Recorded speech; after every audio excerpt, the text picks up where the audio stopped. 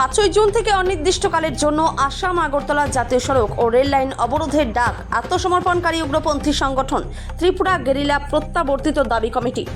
আগামী 5ই জুন থেকে অনির্দিষ্টকালের জন্য আসাম আগরতলা জাতীয় সড়ক এবং রেল লাইন অবরোধের ডাক দিল আত্মসমর্পণকারী উগ্রপন্থী সংগঠন ত্রিপুরা গেরিলা প্রত্যাবর্তিত দাবি কমিটি। মূলত 5 দফা দাবির সমর্থনে এই সর্বাত্মক আন্দোলনের সিদ্ধান্ত নিয়েছেন কমিটির নেতৃত্বরা। আজ আগরতলা কুমারী মধুতি রূপশ্রী আবাসনে আয়োজিত এই এক সাংবাদিক সম্মেলনে এই কর্মসূচির কথা ঘোষণা করা হয়। ত্রিপুরা থেকে বিক্রম কর্মকারের রিপোর্ট, বিগ নিউজ বাংলা। বন জনজাতি মুখ্যমন্ত্রী বিকাশ যোজনা স্কিম চিকন বানিয়া আপতি রবাই ব্রাউন মেনশন খাইরিস নাই সাবলে ও কাউ তাবুকে বিয়াং কবন থাকা হাদুলি কবন্দে কবন থাকা এ আবন বাগৈ जों তাবুক কাইসা অনেকটা বিক্ষোভ নাংজাক जों ঠিকে থইলেনাই থাঙ্গে থাংলাইনাই দরকারকে ত্রিপুরাও দাঙ্গাফো চলে থাকতো আইসে जोंबो তাবুক জরা ক্রিয়াখো जों आगे सिलाय তুই ফাইজাক जों हाइसे थैनान लामा हाइसे थैनान बागै जों प्रस्तुत दं जोंनि दाबि दियाखौ जों काजे जों पजिशन लानाय आबोनो जोंनि साख्लायमु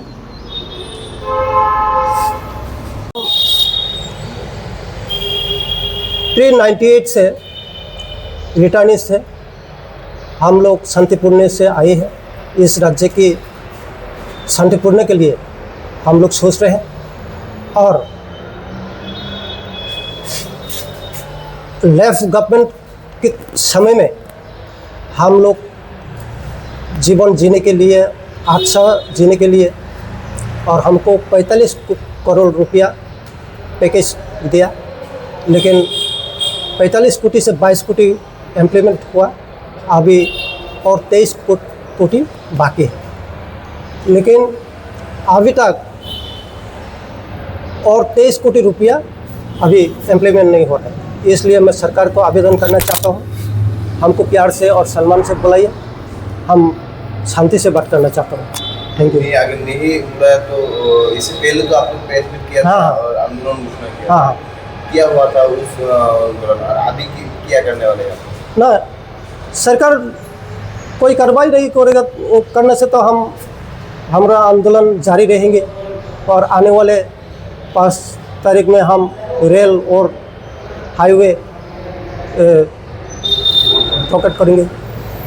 कौन सी मेयर पर करने वाले हैं? हाँ, मांग किया था 5 जून। 5 जून क्या करने वाले हैं? हम पूरा ब्लॉक कर देंगे, रोड और railway. Dharmajay Riyal, Tripura guerrilla returnist demand committee, state joint convener. আমাদের উপজাতি কল্যাণ মন্ত্রী মাননীয় বিকাশ দেববর্মা মহোদয় তাই না যেভাবে আমাদের সঙ্গে যে মিথ্যাবাদী করছে, তার জন্য আজকে আমরা একটা প্রেস মিট করছি।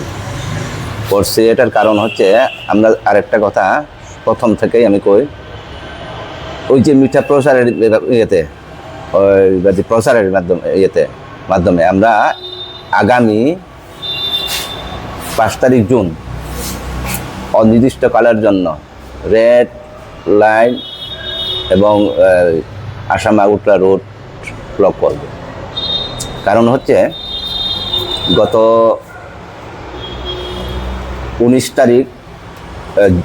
19 ফেব্রুয়ারি 20 ফেব্রুয়ারি আমরা আন্দোলন ডাক দেওয়া হয়েছিল বর্মরা ইয়েতে হাতাকতরে।